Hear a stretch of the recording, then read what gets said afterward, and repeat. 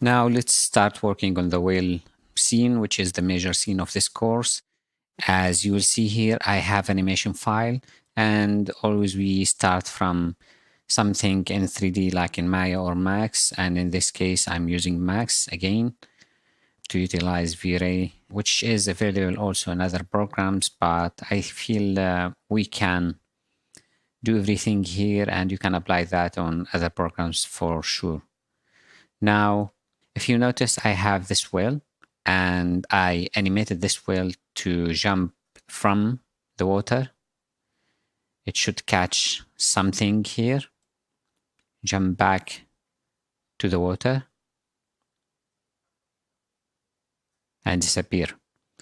Now, to prepare everything for real flow, it shouldn't just include the whale animation, but it should include a lot of other objects, which we call in the environment or the rig, which I can say the container, the water container, and some indications or guides.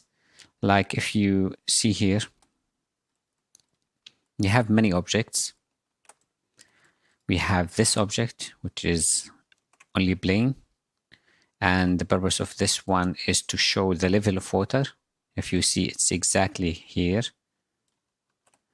And we have this blue object, which is the water itself. And I made it like a cube with an addition here. It's coming out. Although I can just go here and model it and make it exactly under this area, which is the container. And I will explain exactly why it is like this. I just made it bigger because I want to deal with this problem in real flow. Now I have this shape, which is actually more than one shape. It's this object, which I called frame up, which basically gonna prevent the water from coming out. Of course, later we will see when the splash happening, some water will come out, but it doesn't matter really. I don't want it to go out in just here. If it will splash more as the foam, as the splash will do, it's okay. But else it will contain the water inside. So this is one of the containers. I have also this one and this one. So if we just isolate these, basically this one is the frame up, and we have these two. One of them is the frame down. The other one, I called it the frame door. So the basic scenario, it's an actual project for client, and this is supposed to be the shape of a table. So in the table, we will be displaying all the event, which is the whale jumping and coming down here. Actually, we will project everything on the table. And the scenario continue more than just 225 frames like we have here. Actually, it continue to 650 frames. But in this course, we will just do this part because everything else is just continuing the simulation. What's happening is that this door gonna start moving back later, allowing the water to pull back. And eventually we will see just empty land here to open for a next scene. Again, this door will move like this, and it will allow the water to come here. But I don't want the water to just move here, leaving nothing. So because of that, I included other objects. This object, I called it delete, which limits the water surface. As you can see, if I will choose these two and this one, now I have the water here, but I also have this object. Remember, if this is the water body, any collision object in real flow will work like an empty space of particles. means if the water body or surface collide with these objects at the first frame, that means these objects will not allow Hybrido to create particles inside of them because they are solid. Means I will have only here in this area again, just this height of water and in this area. So about the animation, you will get similar file like this one, and you will deal with SD file. You don't have really to go to 3D. I will export everything for you, and you will have SD file directly to RealFlow, which you can import again into 3D, and you will have this scene, but it's similar well and everything. Now, if you look carefully here about the animation, I have just really basic structure for the joints, some helpers to be able to animate the whale, and that's it.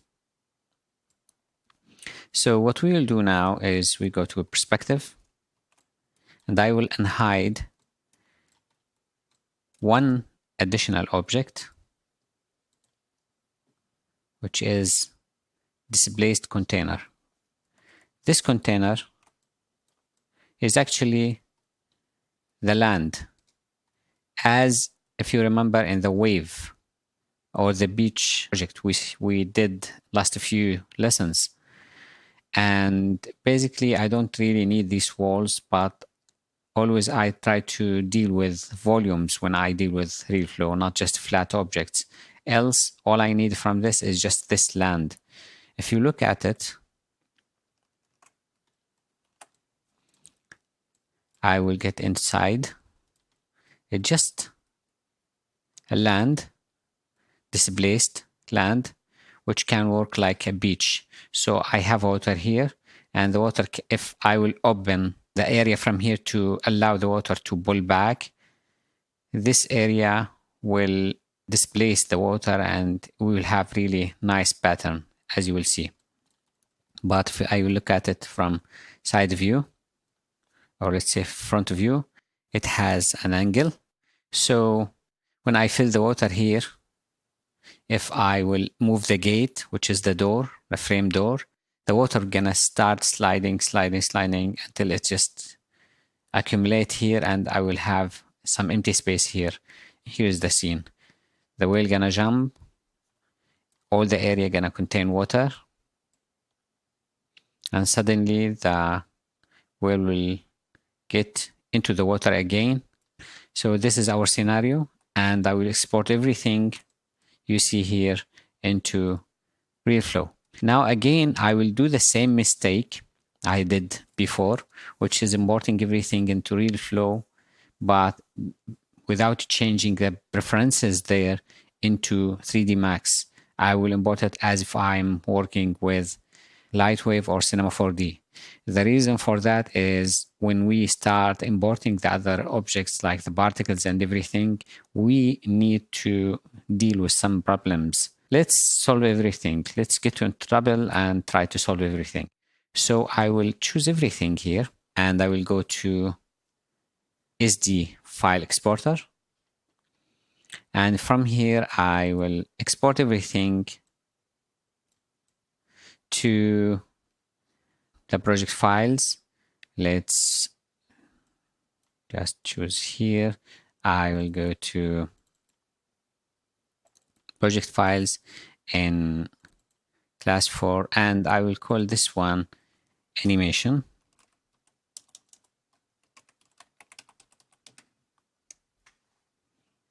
SD. Selected. Deformation, I prefer to put yes. I don't want to export the camera, and I will say export. It will take some time to export all the animation. I will pause the video and come back when everything is ready. Now we are done. So I have actually the file here. Let's just make sure we have the file. This is the file, animation SD, and it's almost 309 megs, but eventually, if I will import this back to 3D Max, I want you to see exactly what I mean about dealing with SD files. So I'll cancel here, cancel here. I will get out from this scene, reset everything. I don't want to save. Let's import the SD file here. I can go to import SD file, and here's the SD file.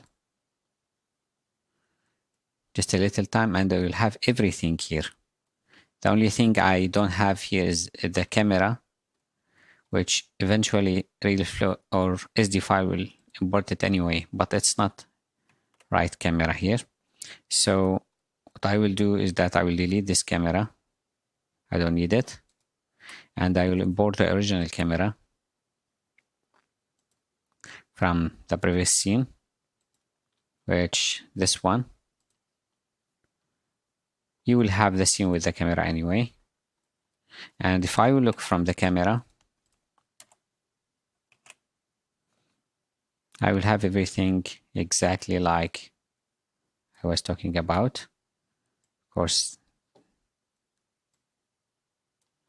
this thing is the displace container, but here I have everything. I can extend it to 300 as example.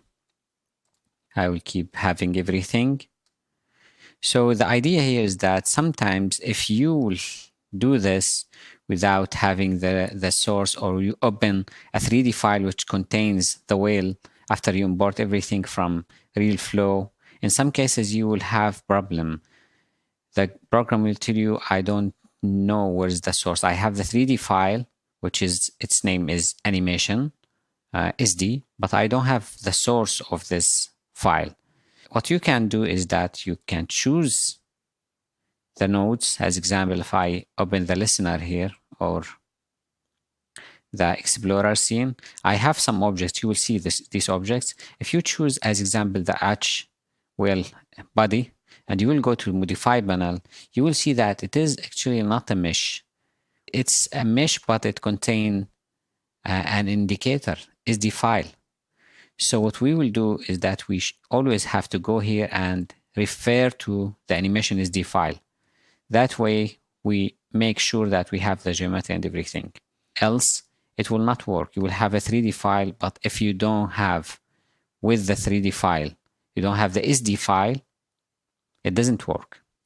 Again, if you will open this file, as you will find this file in your project files. If you open it and you will have some messages, where's the file, you can go here,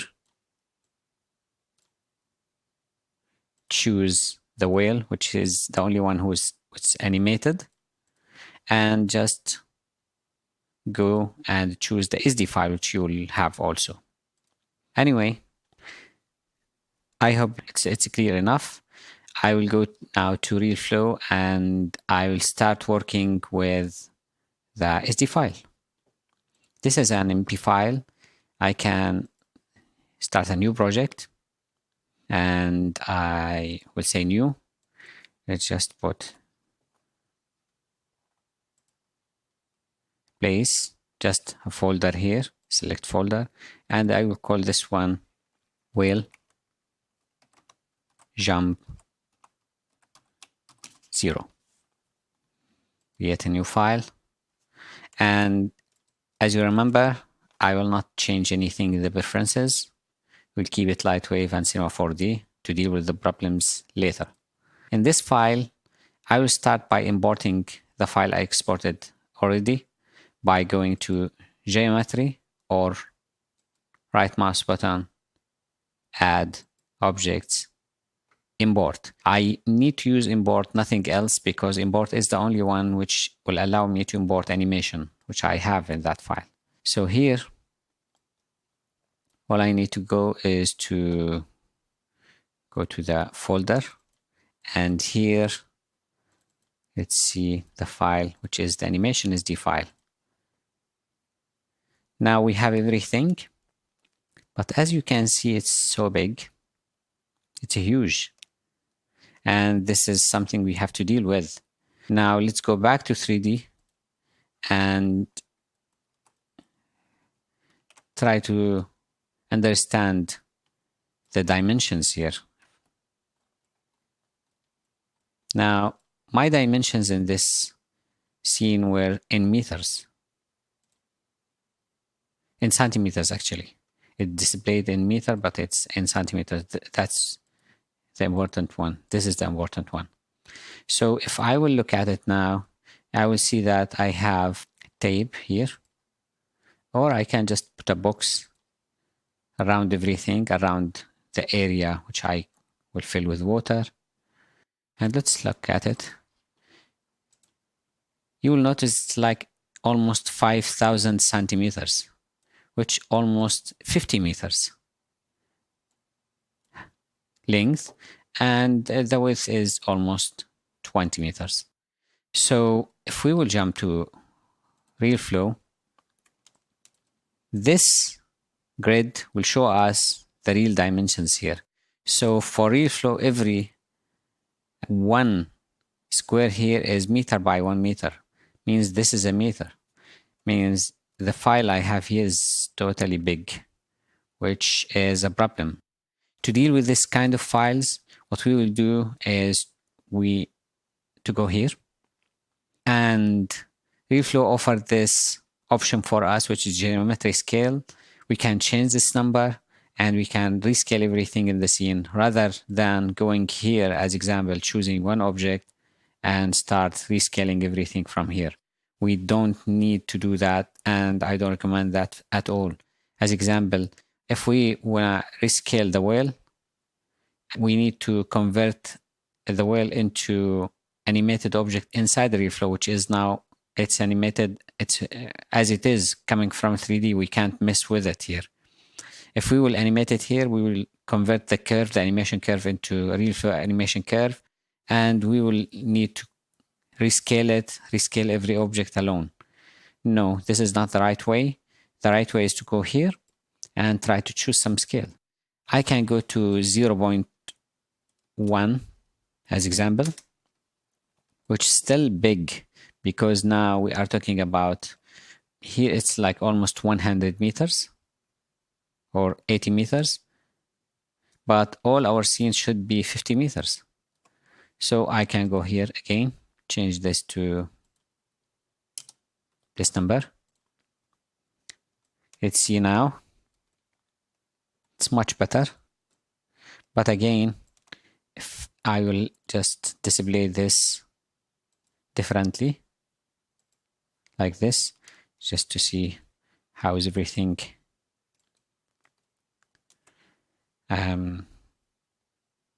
scaling. So this is 5 meters, 5 means 20 meters, and here it's like 35 meters. If I will continue until here, maybe 60, 65 meters, which is bigger than the scale I need. So I can just add something here, let's say 4. So I'm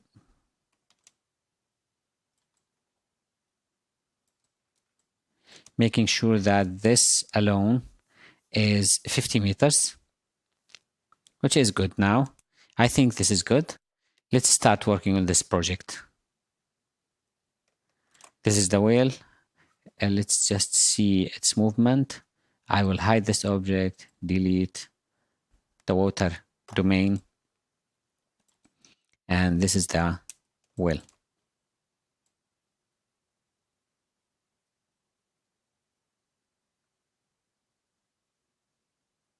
So we are ready to start working on the project.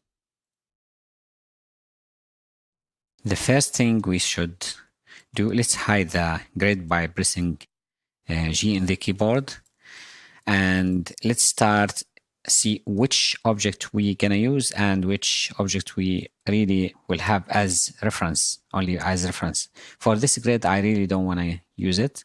It's just a reference where's the level of the sea. So what I will do, I will deactivate it and I will just hide it for now. I can use it later. And here I will make sure that it's not a part of the network, because automatically RealFlow will connect everything to one hub.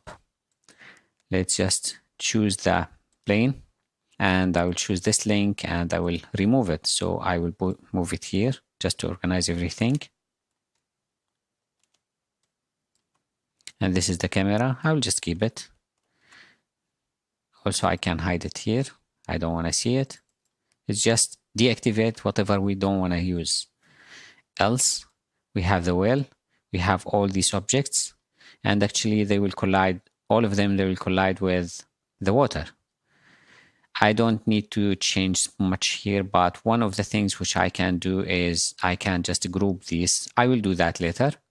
And for the sphere, which is this one, I really don't want to use it here, but I need it to be a reference here because sometimes, as I told you in the original project, I have to put something here and make it interact with the whale. That's why I brought this object here, but now I don't want to have it a part of the simulation. So this is it. I will choose this link and I will delete it, put it here again. Now everything else is a part of the simulation. Let's start working after we save. What is good about RealFlow is that rarely you will have some problems like a crash or something. Actually, I don't remember I have any crash with this scene, which contains a huge amount of particles. So let's continue.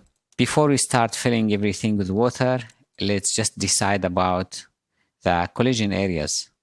Every object of these should be presented by another kind of, let's say, formula which defines how it will interact with other objects or with the liquid in RealFlow. We call that formula SDF, which is sign distance field. And to know exactly how that works, we talked about it before, but we can just always go here and display the ISO surface for any object. And it will take a little time that it will show us this ISO surface. Now, for all these objects, actually, I don't need to do anything. They are big enough and they are really presented well automatically by RealFlow. And just be careful, just put that in consideration because my scene scale is big and it's right. This well is almost 15 meters, which is realistic, and RealFlow will work with good presentation for ISO surface with this scale. If it will be really small, you will have problem. If it will be really big, you will have problem. But this is a realistic size. Now let's continue.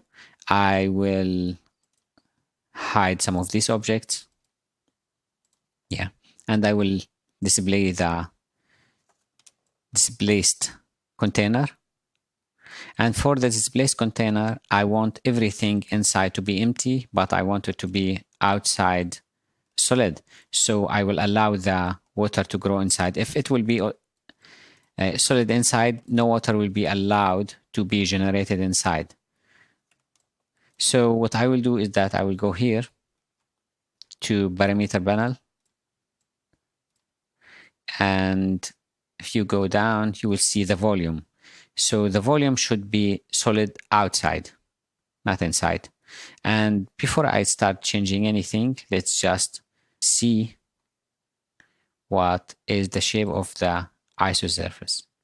If I will press this, actually it will be solid, look solid shape. And if you look inside, a lot of geometry is here. That's good, but because we will not deal really with the water going down, I just put it here to explain the concept. I really don't want to spend a lot of memory here. So I will change this number into 0.2. And if you look here, actually I have really good representation for the geometry. Let's hide everything and keep the geometry. Now I don't need to see this geometry. Everything else are boxes. Boxes are automatically good presented from RealFlow. I will just activate ISO surface. and sorry, it's for this one. So I will choose this object and I will activate isosurface, and I can hide the geometry. This is the presentation. It's exactly the box. I don't need to do much here.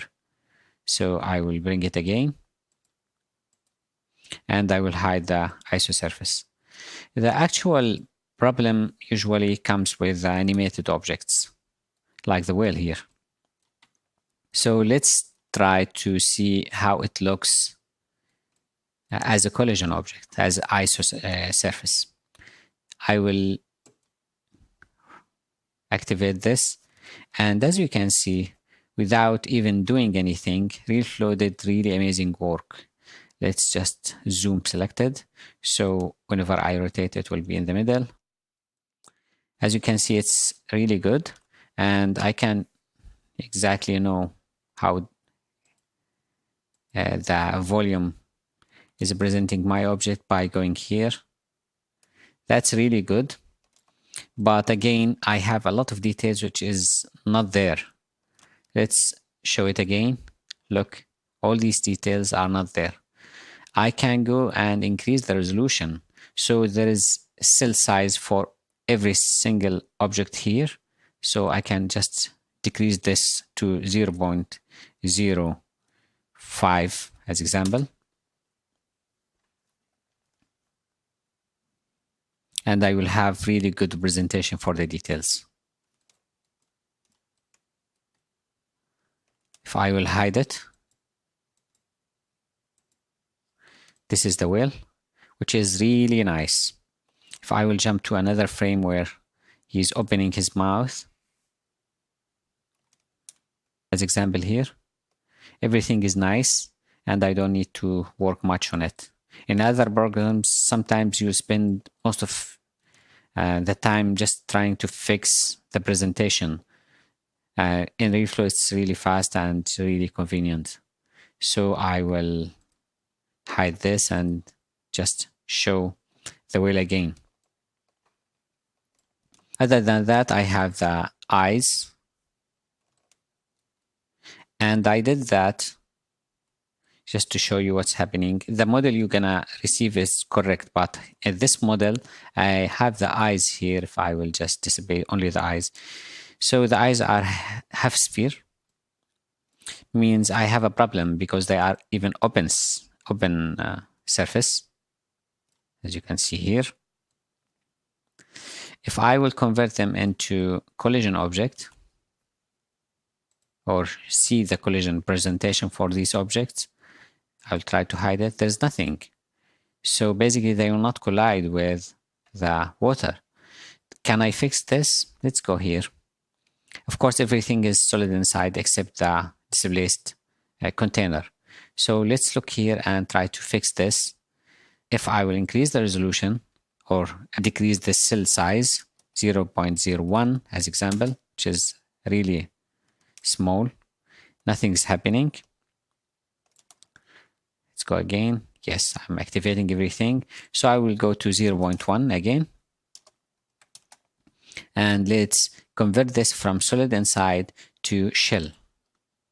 As you can see, we have now a good representation for the eye, but it's so big. So what I can do one of two.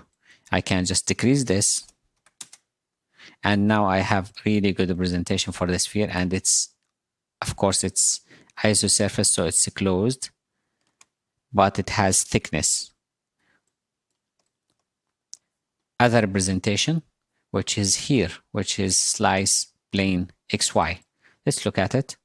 Now this is how everything is actually presented in as collision object. These can show us other ways to see how the hot area, which is the red area, is the collision area. If I will look here, it's really defined well, so I don't really need to work on it. Also, what I can do is that I can just deactivate it. I don't need the water to collide with this thing. But of course, everything is cool now. I don't need to work on it much. The best thing is to go to shell everything open. If you have any object open, you have to work with shell. Just to notice, this is closed. I closed this object because I don't want to deal with open object here. The model you're gonna receive is a little different from this model, and it's really made well. So you will have something, everything closed in a proper way, better than this one even. So now for the tongue, let's speed up things because we have a lot of work to do. So I will just list this. Let's just see.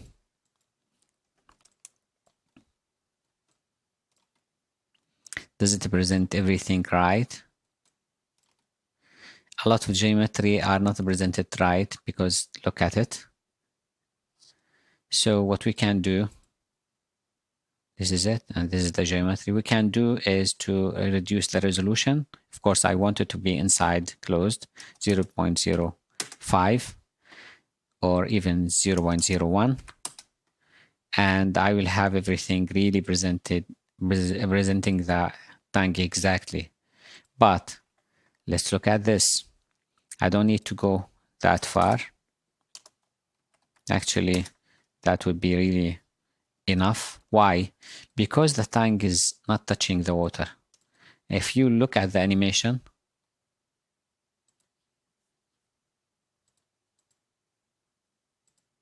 here, I will display the whale and I will display the water.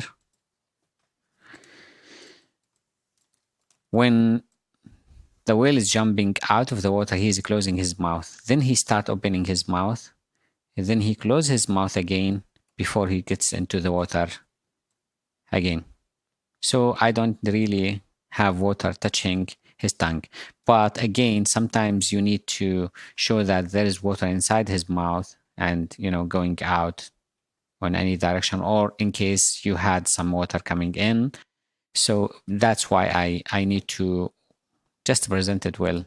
So 0.1 is good. That's it for now. And let's start just preparing for Hybrido.